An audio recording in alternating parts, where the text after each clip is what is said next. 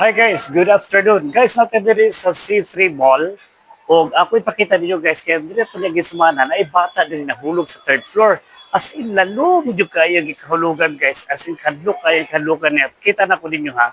Kung sa kalalo mo yung gihulugan diri sa C3 Mall. Mauri ato ang C3 Mall. Then, diha napita, third floor. Kana, so diha ang nahulugan. Ang bata guys, dito napita sa third floor. Ako pakita ninyo ha. Ngayon niyo, first, second, third. Dito siya nahulog. Diha nahulog siya, nahagbong siya dito sa stante dito sa ubos. Grabe din ang kahulugan niya. Dito sa stante dito. Buwak dito sa stante guys. Sabaw to siya guys, nahulog ang mga bata. Yun na po siya kataas.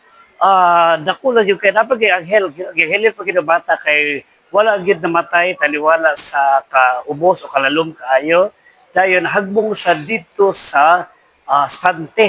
So wala lagi tao na bata, buhi na kita natabang ra gid siya. So sa mga Amerikano ano, dapat careful kita dito magtinanga.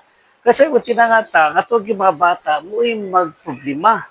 Way galing yun ang nasalba pag itawon siya, no? Nakapitawag ginasin siya sa ospital o wala yun siya na nakasiguro to yung mga gamay lang mga bruises pero wala yun siya yung mga bali naapag na protection sa iyang mga anghel no nga mabuhit ko siya dili kasi katubataan nato siya mission. So leksyon na sa sumagirikanan kung mo ni kita ni mga balls especially mga escalator elevator dapat gyud ang kaning mga ginikanan uptik gyud ayaw gyud pasagdahi ang atong mga bata bisan asa ra sila kay pwede gyud nila ikadaot.